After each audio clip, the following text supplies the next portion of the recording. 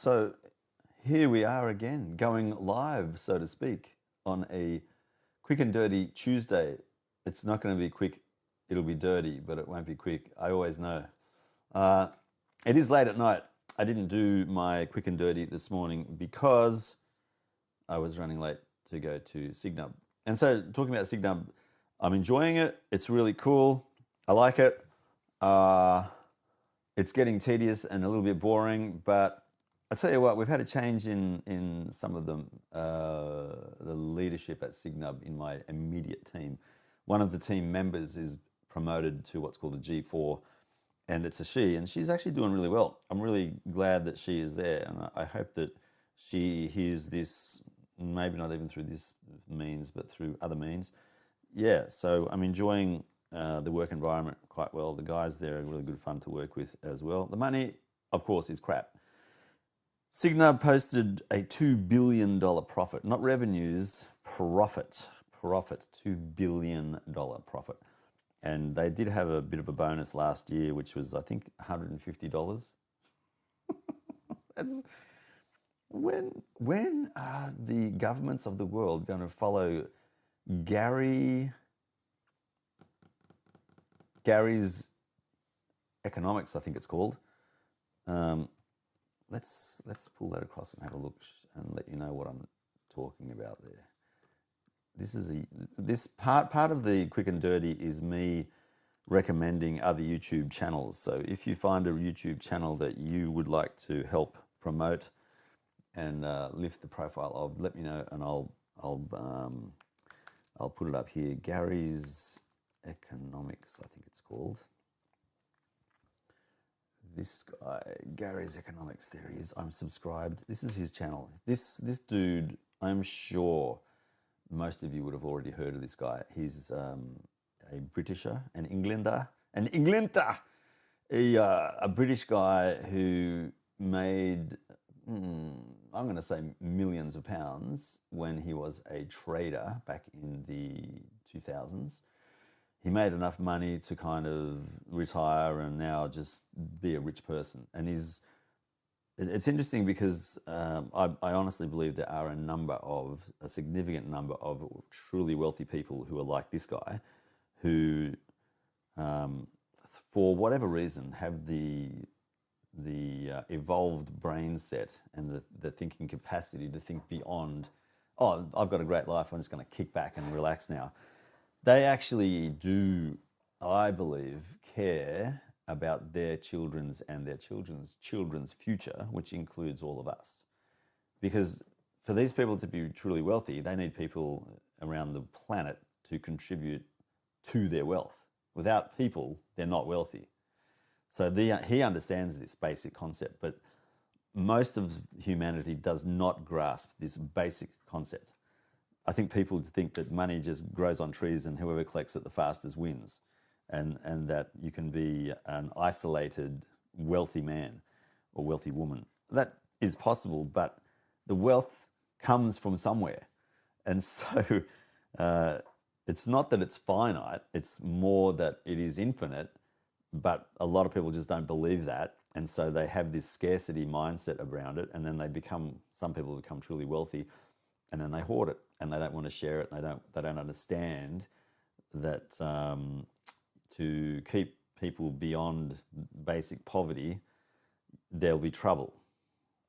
This is how revolutions occur, when the truly wealthy forget about the impoverished and don't care about them anymore. They actually turn up in large numbers and kill the rich people because they've taken everything. This might demonetize and get banned because I'm using these words. It doesn't really bother me. So, this guy is interesting to hear because he's all about clawing back and distributing wealth to large numbers of people as opposed to encouraging small numbers of people to gather more and more wealth. So I like what he has to say. And it's not, he says tax, but what he means is look at the assets, not the income, but the assets, the controlling things that wealthy people have that help them be powerful and control what is going on in the world. That thing, whatever it is, the asset that the wealthy people have is the thing to tax. It's not the income being generated from that thing. It's more, I'm not saying don't do that, but I'm saying it's not the focus. The focus would be on taxing the asset as opposed to the income coming off the asset, because the asset's worth a stack more. It increases in value naturally. I'm thinking land, I'm thinking factories, that kind of thing, where people who can afford to pay more tax could be paying more tax. Anyway, this is a subject which can go on forever and ever and ever and cause lots of arguments, I'm sure. So this is one guy that I'd strongly recommend to follow, because he gives sound basic advice for families and people of the world to stay afloat and get ahead. But he's also attacking the governments and the truly mega rich people and helping them understand that you can't ignore the world. You have to recontribute, redistribute your wealth, yes, to make more money, but also to help people make an economy move, make it alive. Because without spending money back in the economy, it dies and people can't progress. It's a bit of a no-brainer. It's quite simple, but it's complex and complicated because, again, people don't understand the larger picture. Whereas if all of us try to be greedy and just try to take as much as we can, we wind up in the mess that ended up with the French Revolution, the Russian Revolution, and major world wars. So I would like to avoid that. I think that'd be a good thing to not do.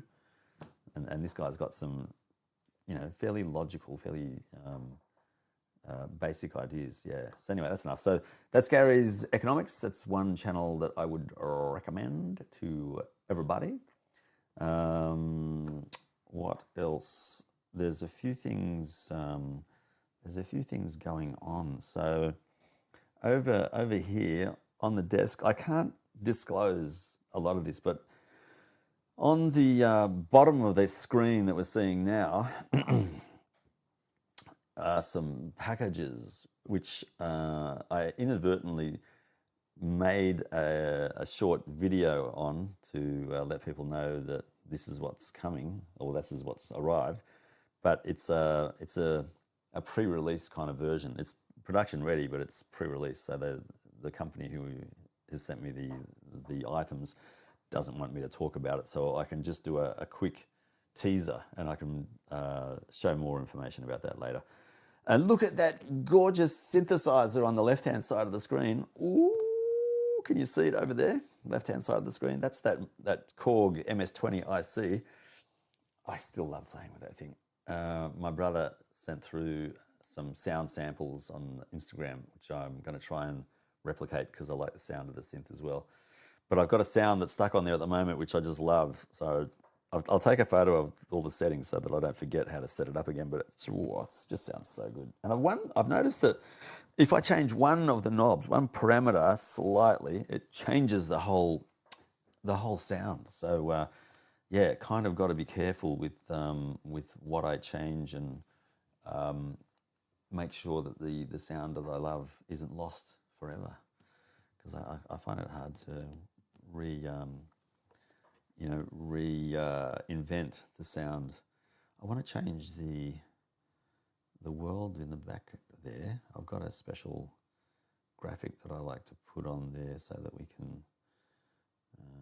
can see that we're live and on air. There we go. So I've covered Signub. I've covered my secret pre-release hardware.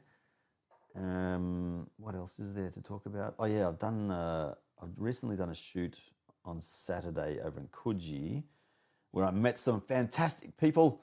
I have to tell you, look, I'm really loving on-set sound recording, mainly for the sheer fun and joy of being with people who love making movies as much as I do, and are just, I don't know what it is, but I just feel a super strong connection with them. They're just so, I don't even know the word to describe it. It's like you meet people who you click with, and there's many more people I click with in those kind of settings than I do outside of those settings. So at work, there's people that I click with at work that I really enjoy, that I love, and there are people in the movie making world that I absolutely adore and love, and I want to spend more time with. But they're busy, I'm busy, so it's hard. But I really wish there was a way to meet and be with them more and more and more all the time. I just love it.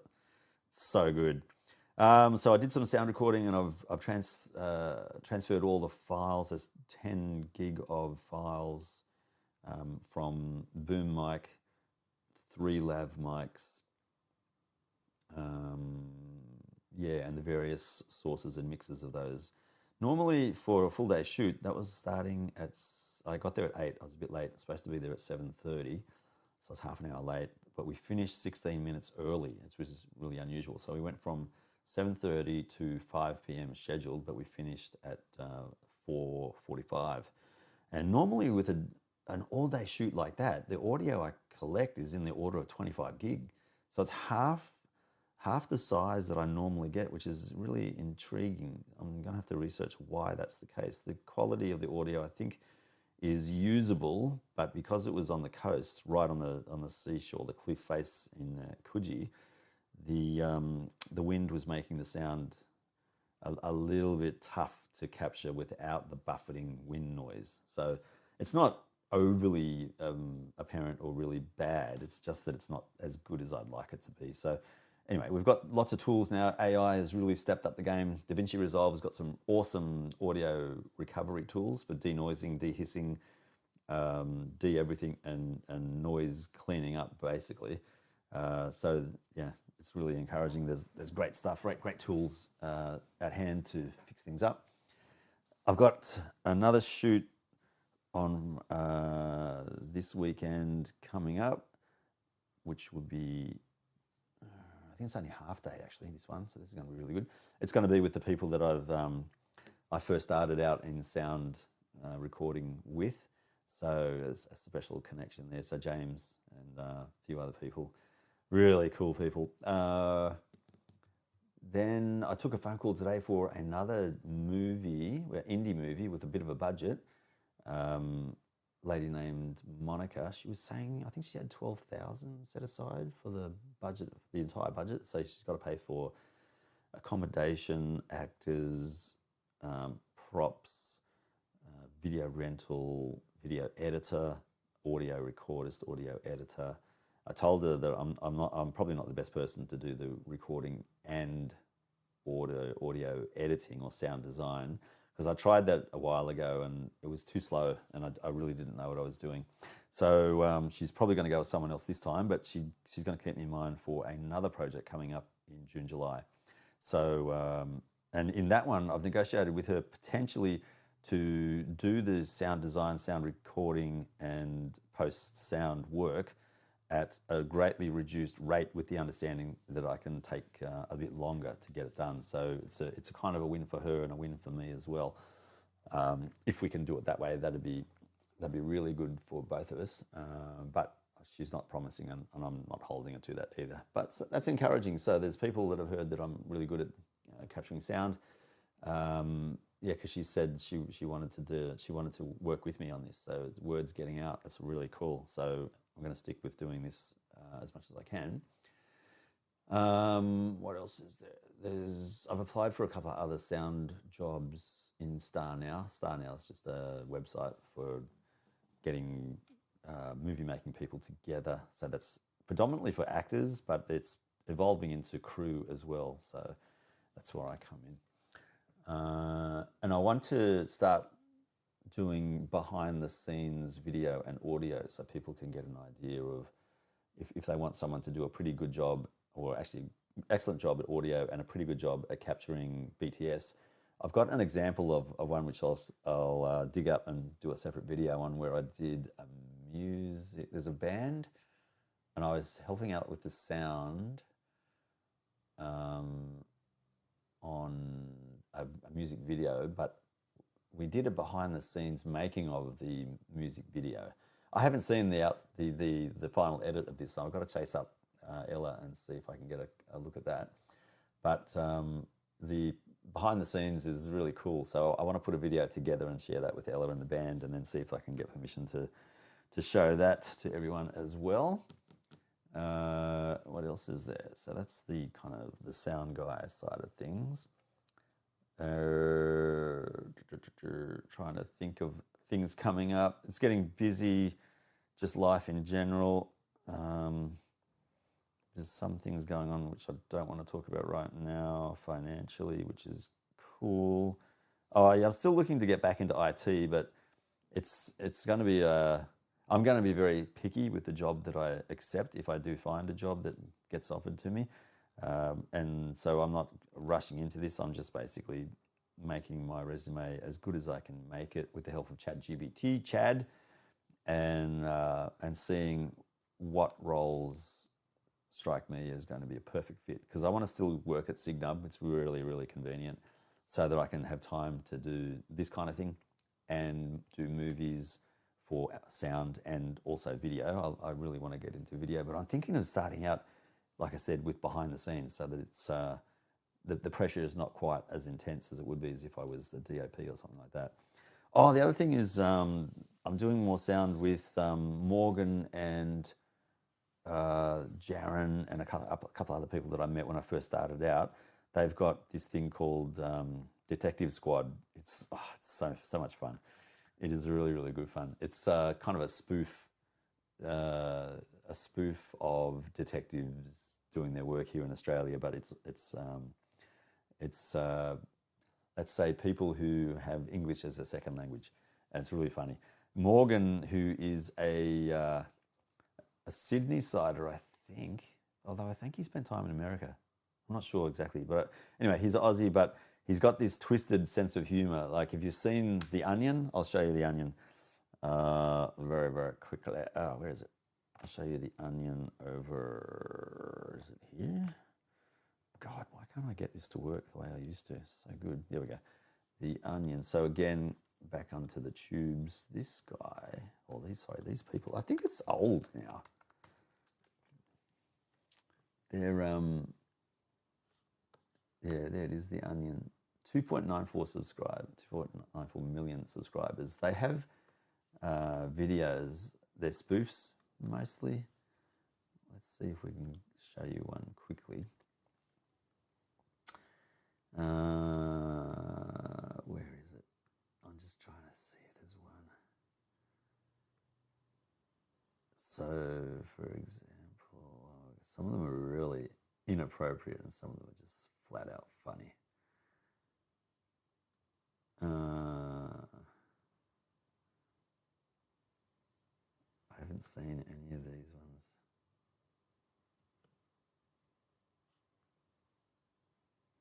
Maybe this guy.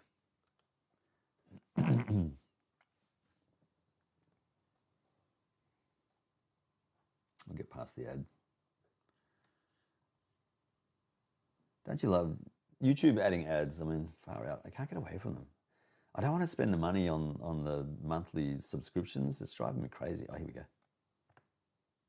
Hablando muy poco inglés. Aún luego de 5 años, aún me siento un forastero.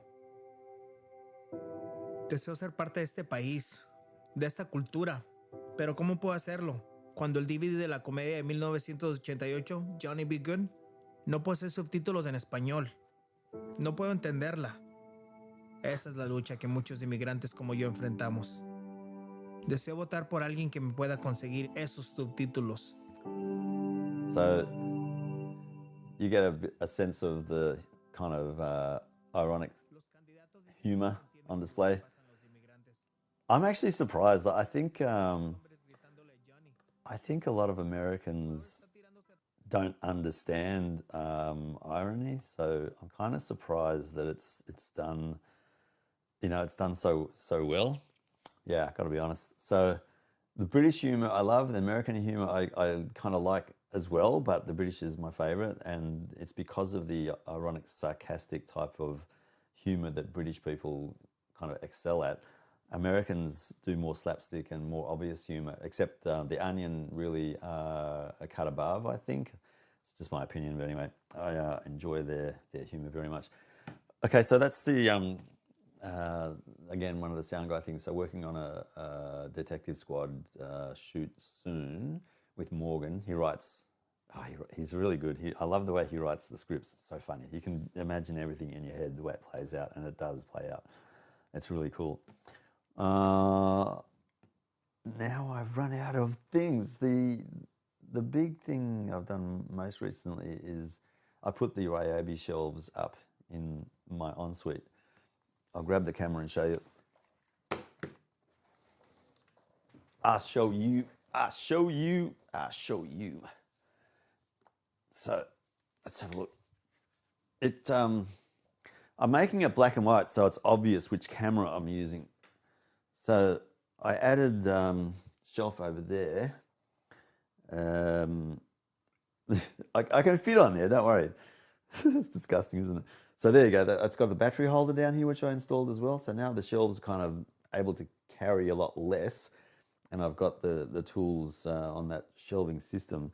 It's not as expensive as I thought it was going to be, and it's actually super, super handy. So kind of loving the way that all the tools sit at the moment. I've got to get a couple more hooks because I've got in some instances, I've got two tools, one on top of the other, but most of the time I've got just a single tool on different racks and holders.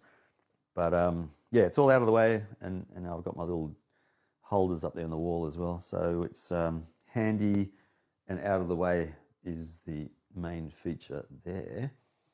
No additions down here. Pedals are still the same. I haven't been playing as much as I want to, so I've got to get back into that. There's nothing else happening over this way. I'm playing a game of chess with myself. I'm moving bit by bit every day just to understand chess a little bit more, I guess. What else can I share tonight? Because it's a Tuesday night and I'm going to get ready to go to bed soon anyway. But that's about it. That is about it. Let me check to see if there's anyone talking at us. How do I do that again? Over there. So we have one concurrent viewer. Hello, whoever is there. Let me see if I can do the chat. Where's my chat? How interesting. I thought we had chat. Stream. Webcam. Cancel. How do we get the chat going? I thought we had a chat. No. Oh, stream settings maybe. Is it? Analytics. Ooh, normally there's a chat there. I don't know why I can't see it. Dang, how do I get that going? Did they stop it? Did YouTube stop that? I'm a bit slow if they have. Create highlight video. Oh, I like to chat with people. Why can't I see that? Channel level settings. Oh, here you go. Pop out dashboard. I actually thought it was pop out chat. No. Where is that? Oh man, I'm so sorry. I wanted to chat with people. Why can't I see that? Maybe I've got to make it bigger. Where is that? No. Share add stream marker. Oh man, I can't understand why I don't see the chat. Uh-oh. It's not over there, is it? Dang. Oh well. I'm really sorry guys. I can't see the chat. No, that's not good. Where is it? No, I can't see it. Damn. All right. I'm going to have to go anyway because it's now, what is the time? It is now, it's 20 past 7. I could go longer. Oh, did I just break it?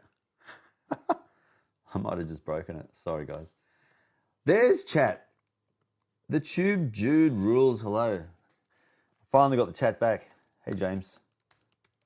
Do I need to type back so that you can read my message, or do I just talk? I think I can just talk. YouTube, maybe you should read the instructions. Yeah, there are no instructions. I pay this guy. This is James, who I pay to guide me with my YouTube journey. And he provides me the most useless information. Something about providing good content. Hello. And then, what was it? What was the other one? Providing a good thumbnail. What? Are we back in the 2000s? And then a good description? I mean, live stream, is that not enough? In the background, can you not see on air? Like, do we have to be any more obvious, what to do and how great this whole experience that, we're having, how great that whole experience is? Do I need to, I don't know, I just feel like I'm paying him too much and I don't know whether the money's worth it. The best consultant, the best you're the only consultant that I'm using. I haven't even put an ad out. I haven't even asked anyone to supply their credentials or be interviewed yet. I don't know whether, I don't know. I should endorse James, I guess.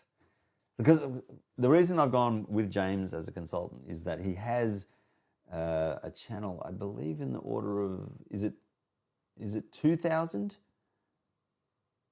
James, you have to help me out here. Is it 2,000 subscribers, or was it 20,000? Or are you up to 30, or is it 3,000? I can't remember. I need to know the answer, like now, immediately. Obviously, James has now left the conversation. Yeah. So I've embarrassed him and now he doesn't want to play the game. Damn it. Well. Oh, you would do well to listen to me. He sounds threatening now. Like this, should I call the police? I don't know. Should I get an intervention? Am I feeling threatened? Is this assault and battery, or is it just battery? I don't know. I'll have to consult ChatGPT, Chad, to help me out here. I don't know exactly what to do. Yeah, but I mean, look, James, in all seriousness, has a number of YouTube channels, and some of them are in the tens. Like, some of them are doing quite well. One or two have got multiple views, like the videos. It's pretty good content. So maybe I should listen to him and get the thumbnail going, and then the description, and then do things in the actual video description section. I don't know. What about putting in links for Amazon affiliate purchases? What do you think of that idea, James? Would that be a good idea? What do you suggest? You would do well to listen to me. That doesn't help me. Yeah. So this is the problem. I asked James a question and then he just types in these cryptic responses, and I can't. I feel like I'm paying a lot of money for not a great deal of advice, which is going to help me grow my channel so I can become a mega rich multi-billionaire, and then give everyone the finger and stay at home all day and twiddle my thumbs. I don't know if that's going to be fun to do that. Seems that's what is driving James. That's one of the reasons I follow his advice, is because he's a multi-billionaire and he doesn't do a whole lot during the day because he doesn't have to.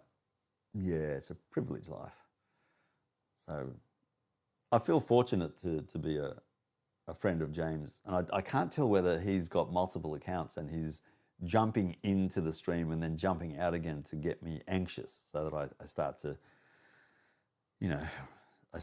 to wonder about my own sanity and my own approach to life. Yeah, I don't know. I'll have to figure that one out. YouTube is slowing down how many replies. Oh, Now, see, I don't know whether he's joking or whether he's real here now. I don't know. I'm going to do a love heart like that. He's going, so I love heart that. Oh, can I do that? Up there, love heart. I don't. Yes, you should be honoured. I should be honoured. I don't know. If I should be honoured or not. Yeah. I definitely will pay some attention to James though going forward. You know, we did a video together, James and I. Let's just have a quick look at this video that James and I did. We've done a number of videos together, but a lot of them are of poor quality in terms of the content. You know, is that one? That's one of them. That's one there. It's talking about the Korg. He's got a video of us on his channel, the YouTube Dude. So we could jump across to that one as well. Let's have a look. The YouTube.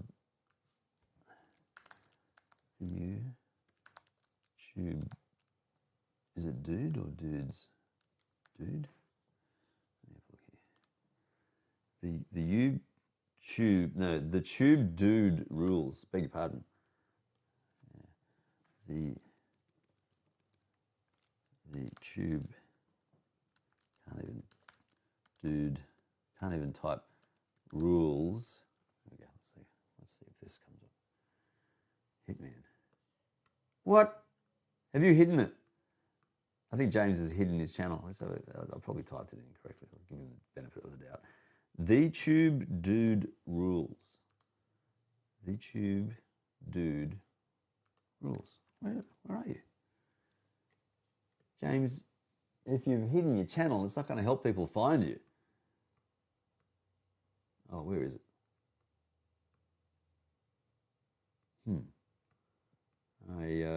Okay. We're going to have to get a link going properly. Maybe I could do it this way if I click on his name. Yes, the ones that star me have your highest. He keeps on thinking about, you know, how good he is and then telling me all the time, but let's just see. Look, 2 subscribers. What is going on there? Doesn't have any content yet. Oh, didn't we put the, I'm sure we put the video on your channel. What's going on here? Oh, it's on Jimbo Music, of course. Let's look for Jimbo Music. Here we go. Searching here, Jimbo Music. I keep forgetting because he's got so many channels. One of the channels that I'm not going to mention because he doesn't want to, which is fine, it's got like 30,000 subscribers. He's doing quite well. I'm not kidding. He's doing quite well. James, you've got so many competing channels here. This can't be him because it's Chinese. Maybe he's wanting to stay secret. Don't know. All right, I'm going to have to look at the channel another time because I can't actually find it. Okay, we'll have to continue that another time because I can't see it straight away. Jimbo Music. Yeah, look, see Jimbo Music. It's all over the place. There's a whole heap. I don't know what I'm going to do because I feel like I'm letting it down now, James. Can you, James, put in a link in the comments here and I can then show everyone your channel because I think you've got a bright future there. You know, 30,000 followers on one other channel. If you just replicate that on the Jimbo Music channel and then show me your secret sauce, which I'm paying for, then it will help, you know. But if you're not gonna come to the party and spill the beans, you know, after I paid all that money to you, then it means I'm not going to be able to succeed in my little YouTube journey. And as an aside, I really don't care. I'm doing this for me more than anyone else. James hates that, but I'm doing that. I'm doing this for James's benefit as well, like sharing the love and the wealth. You know, the amount of money that I'm making out of YouTube that I give to James, it swallows up all the profits. I don't make any money out of YouTube currently. None. Zip. I am paying money to... Oh, this, just on an aside, this guy Far out. Keb Mo. Oh my God. There's one section in this video that I keep on playing. YouTube has even recognized this is a repeated section that you love. And so YouTube is even recommending that I do this. I just want to get it set up and then I'll share just the opening. I even remember it's at the 39. Ads are killing me. It's around the 30, 39 or 40 minute mark. Around about. This is truly amazing. Now let's get some audio going.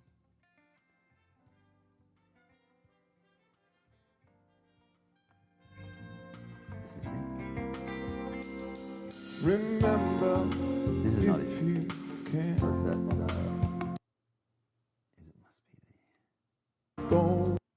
It's after this song, so it's got to be 39. That's why I'm miles off. Come on. There we go. Coming up.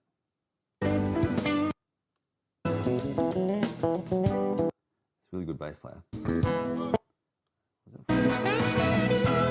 Oh my goodness. All right, this song. Get ready. I'll just, some people don't like the blues. James is one of them, but I love the blues. So listen, this guy's inspired me to learn this riff, and I did it a little while ago. That's the riff that I'm playing in other videos I've done recently. Okay, no, I'm going to shut up. Listen to this. This is so good.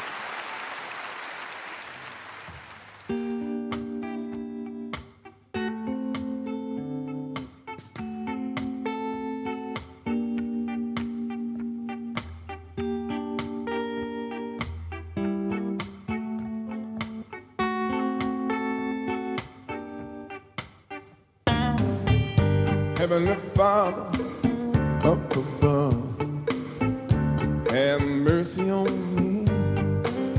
And after 7 years of bad love,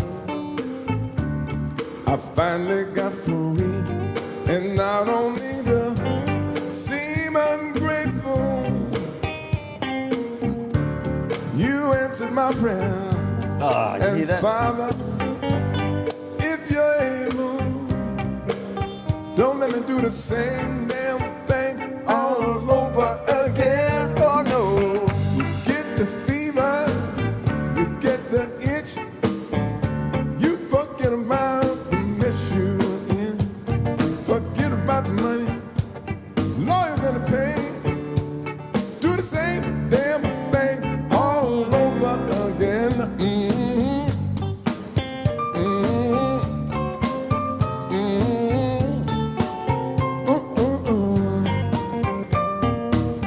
Almighty Father, Oh, I could do that all great night. and good. The only thing is, I'm going to. You need to be in my Oh, can you shoes. hear me?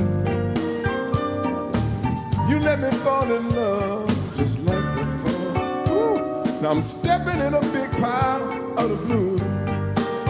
But now, So, honeymoon is over. I want you to hear the beat break. There's Let's this not pretend. other guitarist. I guess I never learned my lesson.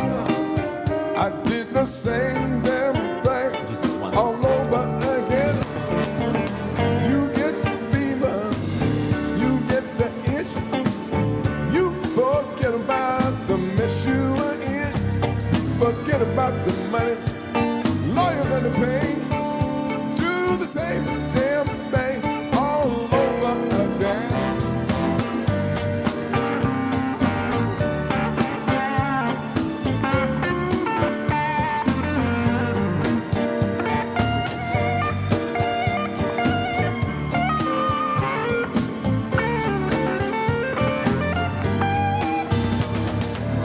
Mother Mary, Father Joe, Oh, I need to talk to your that son. is truly Let me fall in love. Right before. incredible playing, like and singing and everything. That guy, far out. I just love that guy so much. Keb Mo. So that's the second channel, Keb Mo. Really, really, really good. Yeah, I don't know what to say. Just love that guy so much. Let me see. I can only send a message every 60 seconds. What? Why does YouTube do this? I don't understand. Like, seriously. In this day and age, like, we've got tech coming out of our ears, and we are restricting people from interacting. I don't get it. It's so weird. Maybe it's because of, it's only 105 people on subscriptions. I don't know, but that's weird. Because technically there should be no reason for that. You will get a copyright strike now. Yeah, 100%. But man, it was worth it. That music, far out. I love that music so much.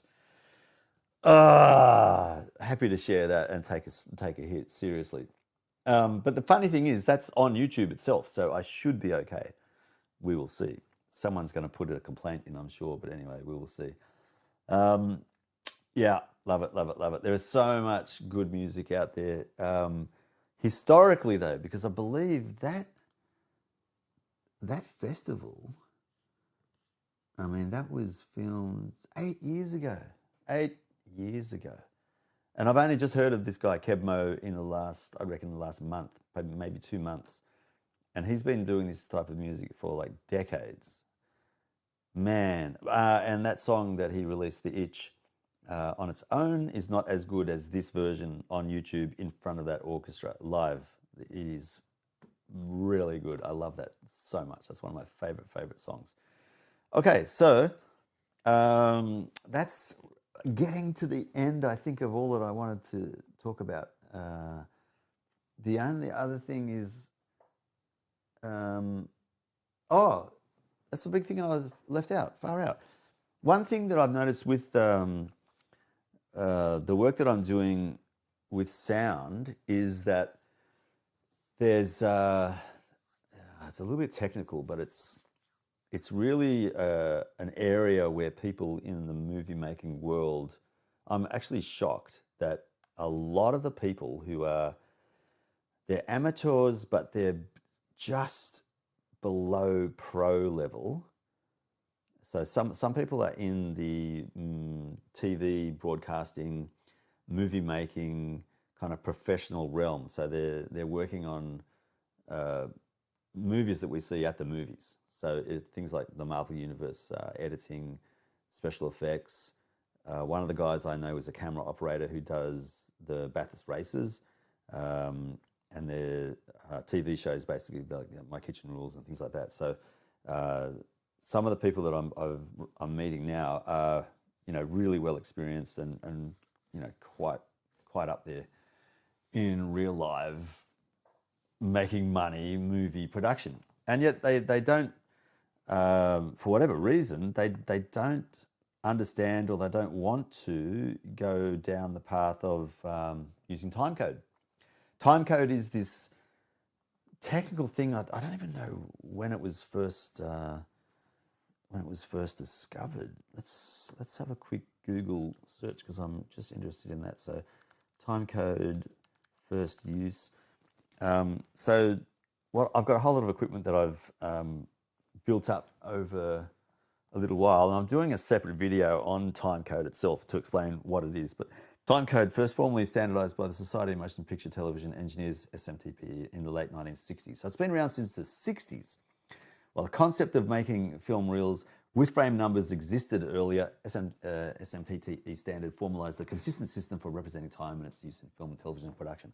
And it's basically syncing up the video and the audio together on two separate devices. Like most of the cameras we use, they have video, and it's got a sound recording device built into the video camera. But it used to be that cameras did video only and sound recording equipment did sound only, and they had to merge the two together and sync it up.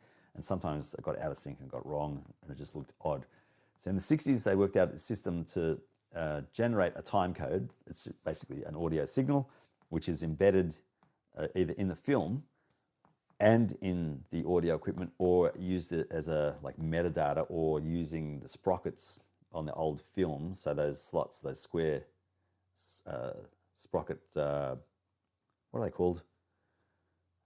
the holes in the side of the film, basically, the square holes that run down the side. Anyway, to get the timing right between the sound and the speed of the film going through. And even now, so things have progressed to the point now where they use an audio signal. It sounds like a squealing series of squelches in the background. It's pretty loud in one channel only. So one channel uses this thing called timecode, and then the other channel is used for audio, typically mono. And then that signal is embedded both in the video and in the audio. Or they have this other system where it's metadata. So it's like embedded data which you can't hear, that software can understand from the video and the audio, and then they basically bring the two together and merge it up. It does it all automatically with software. And so you can use a separate recording device for video and audio, bring it together and quickly get it all synced up, as opposed to sitting there for quite some time making sure everything is synced up. And the equipment I've got lets me do that with, say, 2 cameras and 1 recording device. And it just is so much easier. So when you add that like 3 or 4 cameras, to try and sync all that up, it can take quite a long time. But with timecode, all that time is reduced to literally seconds to import the video and the audio together, highlight everything, do a right click, sync, and bang, it syncs it all up. It's really, really good. So I'm trying to get the team of guys and girls I'm working with to use timecode, and I tried to do that in the last shoot that I did, but man, it was so long since I taught myself how to get the timecode all synced up with the 4 devices I've got that I couldn't do it. I forgot how to do it. So yesterday I worked out a process to follow, and I tried 2 times to video it, and both times the audio on this very microphone just went haywire, and I couldn't record it. It was just abysmal. So it sounded so bad I couldn't use it. So I'm going to try and do it again on maybe tomorrow to then upload that video so other people can understand how to use timecode. It's really, I don't know, just so useful, and it's not technically difficult to get it going. So like I've got multiple cameras here, but because I'm using the Rodecaster video, all the video goes into this and the audio together, and there's a dial that I can use to set the delay of the audio or the video rather, so that it can be synced manually. I've actually spoken to Rode about getting timecode integrated in this so that it can be all synced up without the need to do that manual thing, but they're not keen on doing it for whatever reason, so I don't understand why. So in the interim, I've got a whole lot of gear that I said I brought together, and I want to do a video to explain timecode and how it all works and how simple it really is and how beneficial it can be. So that's my next big project to do a video on. I want to try and make it entertaining. I'm not going to make it a dry, dull, step 1, press button 2, go to option 3. I don't want to do that. I want to do like something a bit more creative. So it's going to take a bit of time, and this is where I'll get James's input as the creative director to help me get something going, which is going to be entertaining and fun, and also educational at the same time. So I'm going to be listening to my consultant's advice to add value, add entertainment, do a thumbnail, do a description, and see if we can get a few more people using timecode, because it's that good. It's really, really useful. Okay, we've seen a spike in interest in the video, and then a declination after the blues, which I get, but I love the blues, so apologies. Now, you were going to do a video on timecode last night. Yeah, I was. And I did. I explained what happened. My audio just got shot. I couldn't use it. So I'm pleased, though, because it's making me redo the video to the point for the 3rd time now where I know what to do, and I want to make it kind of a fun experience for me and people watching it as well. I don't want it to be this dry, dull thing. That's it. I think we're done. I think I might have my shower now and go to bed, because I've got an early start at Signal tomorrow morning. Have you got any other questions? You want to ask me anything? Yeah, ask me.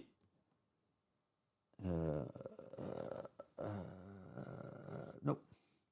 I'm gonna just see if anyone else wants to jump in and chime in. I can't see anyone.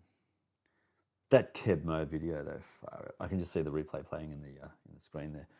So good, so good. Those musicians they inspire me to want to learn how to play music properly and better. You know what I mean? So good. I think maybe James understands. Maybe. Hard to say. James and I, we have this interesting dynamic, let's say. Oh, and are you able to send me through, James, that link for Jimbo's music? Is it Jimbo's music or Jimbo music? I think... Is there a cure for baldness? There is. Is that all you wanted to know? What's this? You choose thing. It's on Jimbo Music. It's just Jimbo Music. Jimbo Music. Let me see. It's not going to be there. It's going to be over here in YouTube. Let me do I'll do a proper search. Jimbo Music. Oh, and the other thing that I wanted to quickly say was I'm going to have to use this camera again because check this out. I mean, seriously, check this out. I think you might have even seen this before, but I finally got the guitars to the point where, you know, I can start to actually use them because they're handy. So look, I brought the ES335 down. This is the Aria. Aria have got a brand called Aria Pro 2, which are seriously contenders for replacements for Epiphone and or Gibson. They are that good. They are that good. Aria Pro 2. This is the Aria non-Pro 2. So it's not as good, but far out. It looks great and it sounds awesome. The ukulele, this is from, of all places, JB Hi-Fi for $189, semi-acoustic. It's got a 9-volt battery with a pickup and volume control. Love that uke. I've decided to keep all of the guitars handy and where I can get them. And any thieves out there who want to find out where I live and, you know, steal my guitars, these guitars are all cheap and nasty. They're not worth coming here and robbing me to get them. They're just not worth your effort. All it's going to do is piss me off and you won't make any money from it, seriously. So this one here is the old Behringer IX 393. I want to play around to see if I can get that USB connection working. 5 strings, deliberately, because Keith Richards, open G tuning, 5 strings. This is the beast that I'm slowly but surely modding to the nth degree. So much fun. The old bass, still like playing that old bass. It's great. The ESP LTD EC256 Les Paul copy, which I still love playing that too. The Maton, love the Maton. The old beast as well. It's a good one. And this is the Ibanez 12 stringer. I think I paid $399 for that. And I tried to sell it. It's funny, I tried to sell that guitar online, and because it was Ibanez, I thought I could ask a lot more money. And I put it up for, like a stack more than what it was worth. And one guy inquired about it, and he wanted to know the exact details. And when he found out what the exact details were, and I told him, he said, "Oh, it's one of those cheap ones." Ugh. No, forget that. And he lost interest. So yeah, it's fun for me, but obviously not that great for him. And there's my $39 special from, what are they called? Cash Converters. I was in Parramatta, and $39. And it sounds so cool. It reminds me of my very first guitar. My very first guitar was a nylon classical guitar like that. And I think I told you before, the fretboard was literally like a wave. So I had to get a file and file down all the frets smooth so that I could actually play it without the strings buzzing. And by doing that, it's funny, it actually sounded a lot better as well. So it was like a double whammy. I had the ability to play songs on it that actually sounded like I don't know, I can't describe it, but I can still remember the sound of the E chord, and it just sounded so rocky, like, it just sounded so, it's just inspired me to want to play blues and hard rock on a nylon string classical guitar. So I'll never forget that guitar. I traded it in from memory on a Washburn double humbucker, which was completely out in the intonation. Every time I'd put a bar chord up, the fret would just go out of tune further and further and further. And I didn't know how to do the intonation back then. So yeah, I sold it. I traded that in. I think I actually traded in a Yamaha Strat copy on that Washburn. The Yamaha Strat copy was a far superior guitar. And I didn't like the sound because it was going through a realistic, like Tandy, Dick Smith amplifier, a PA amplifier. I put my guitar through a PA amplifier thinking that I'd get a better sound. And of course the sound was crap. And I sold the Yamaha on a Washburn. Far out. Still angers me to this day. That Strat was so good. It was really good. Damn. Anyway, is there a cure for baldness? Yes, there is. Oh, here it is. Here it is. Jimbo Music. I'm going to click on it. Jimbo Music. Yeah, go to channel. We'll have a look at Jimbo's music. Oh, you can't see it. Let me share this screen. Is that? No, you can see it. We were sharing it. There it is, Jimbo Music. Oh, look, there we are, down here. That's James and that's me. I can't tell. There's two bald guys. We just can't. We look very similar. That's Jimbo with an empty chair. Jimbo with an empty chair. Oh, I'm in there. How'd that happen? And then there's Jimbo on his own, and then there's Jimbo on his own as well there. Huh. Look at that. But this is the most attractive one. Look, that guy on the right. He's even holding a guitar. He knows what he's talking about, obviously. That guy is the one to listen to on the right. Yeah, this guy, the one I've got my mouse on. Can you see that I've got... Yeah, anyway, that's the guy.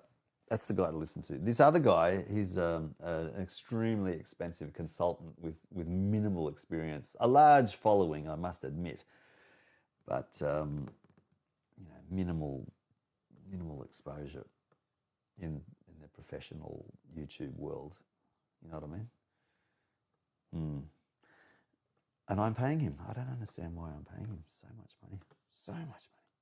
It's crazy. I lose money. I lose, like in the words of Trump, a lot. Like a lot. Big time money. A lot. So much. Well, hang on, what's happened there? Okay, I'm going to have to go now because it's getting late, and I want to understand if there's just one more question someone might have before I pull the pin and go, so I can get my shower in, and then have Betty buys. I'm going to give Jimbo James, that is, just a little bit of time, because apparently he can only put in one question every minute. Thank you, YouTube. That's great. And Keb's still going in the background. Look at that. Oh, my God. Yeah, he's so good. Keb Mo. Talented muso. Okay, I'm going to pull a plug any second now. I really think I should. I'm going to say a long, drawn-out good night. Thanks for tuning in from anywhere in the world that you might be. I have checked the stats, on YouTube Studio. Let's have a quick gander while we wait for James to do his final question. Just one last question. That's all.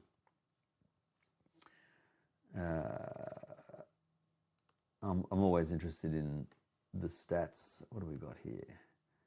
YouTube Studio. Let's have a quick look, see what's going on. Channel dashboard. 10,000 views. That's not bad. So look, the video where James is actually showing, see in there? That's 1 out of 10. So I'll give that to Jimbo, to James. Oh, we picked up one more subscriber. I was 104 subscribers only earlier today. So someone has joined the clan. Welcome. Thank you so much, because every subscriber means someone is tuning in and liking enough of what goes on here to say, yeah, I guess I'll just see what happens down the track. But I appreciate that, see what happens down the track, because I'm trying my best here, to make an entertaining channel, so that I can suck as much money as I can out of YouTube as quickly as possible. Thank you, YouTube. Appreciate it. That's great. It will keep me sustained. At the moment, I'm getting nothing. Like I said before, I'm paying. But it's great experience. I got to tell you, I strongly recommend to everyone in the world, get a YouTube channel going. Without YouTube, get this, I would never have gone into the on-set sound recording, because the journey from knowing zero about photography, videography, sound, like I picked up a little bit when I played the guitar. So maybe you could take a step back from that. If you get into music, of any type, you will one day get to the point where you think to yourself, maybe I should record this. And then you'll start recording audio, which is the step that I had. Maybe I'd even go back a little bit further. I used to tear things apart and put them back together again, just out of curiosity. And in doing that, I understood the basics of mechanics and electronics, especially electronics. And I started to make kits and things like that, and audio kits to plug microphones and stuff into. And my dad bought me a cassette recorder a long time ago. And with that, I got a little bit of an inkling of liking for electronics and sound recording. And I had a friend that I used to record audio messages onto cassette tape, mail it to him, then he'd put a message in response on the same tape and mail it back to me, and we'd go backwards and forwards. I think we lasted maybe 2 months doing that. And I believe I've still got the tape somewhere, so it'd be interesting to pull that out and have a listen.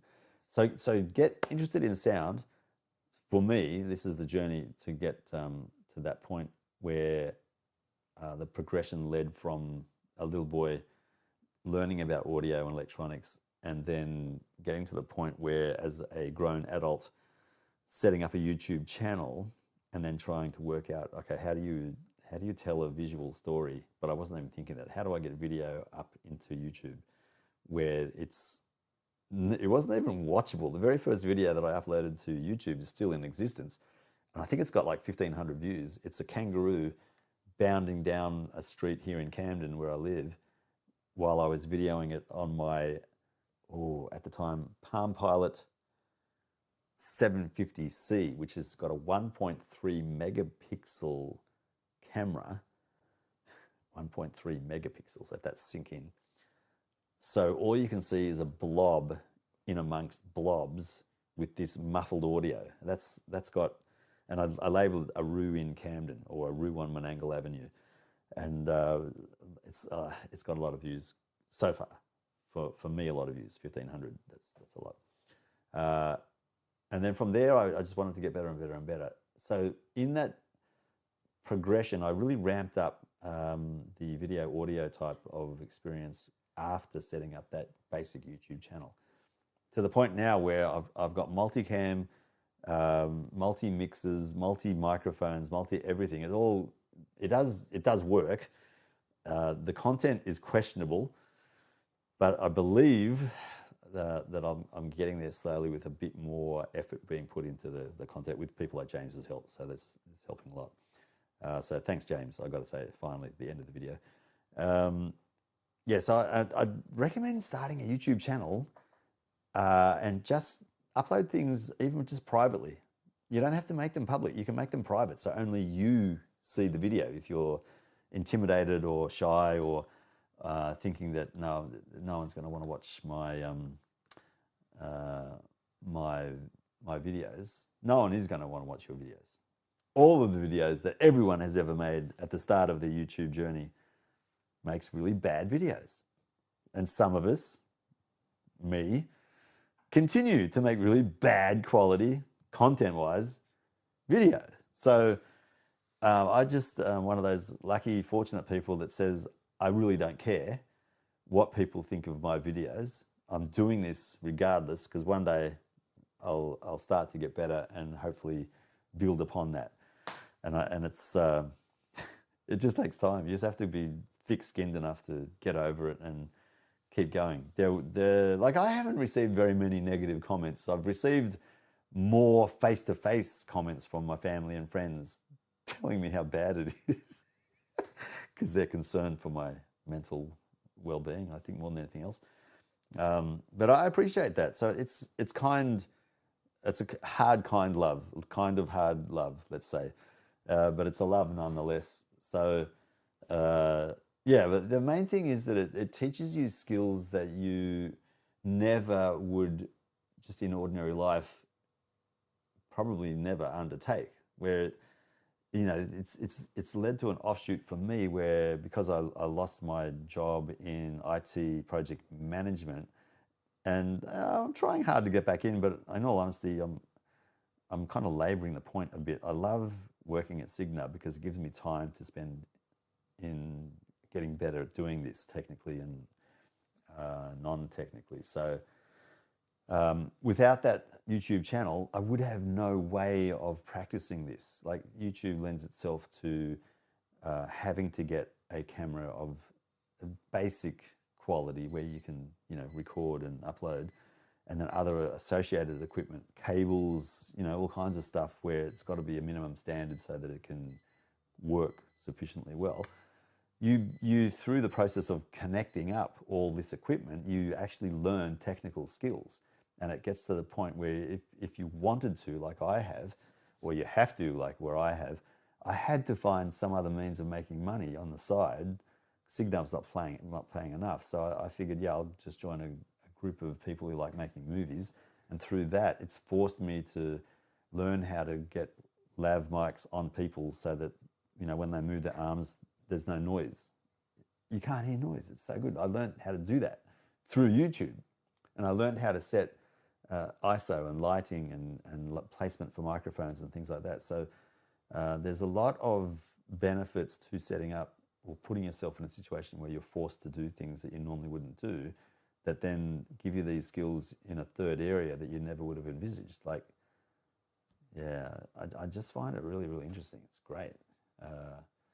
And I'd strongly recommend it for everyone, any age, any gender, any interest in life. Like, you can do YouTube videos on camping. There are guys there's channels out there where they basically set a camera up and they show a person setting up a tent, cooking a meal, and then going to bed in a tent.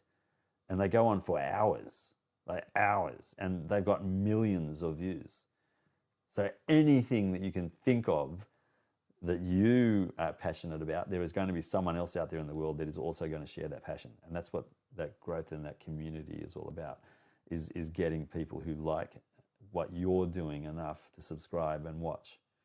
That's all it takes. And that's that building of that community. And in some instances, it takes a long time. In other instances, it's really quick, depending on what the subject matter is that you're interested in. If you pick a subject matter where everyone's interested in it and they jump on board and they love it, then fantastic. And especially if you're good at making video, good at recording, good at talking, good at presenting, good at just being in front of a camera, then you're going to be successful, very, very quickly. Whereas if you're not like that, which is most of us, I'm that way. Like, I'm very awkward in front of the camera. So you have to learn that skill over time to basically be comfortable enough in front of a camera to talk to it and pretend that there are people there listening to you. That's why I like live streaming, because it actually feels more real to me. It feels like there's someone there listening that I'm having a conversation with, even though James has said bye-bye 500 times now. So on that note, get yourself a YouTube channel going if you haven't already.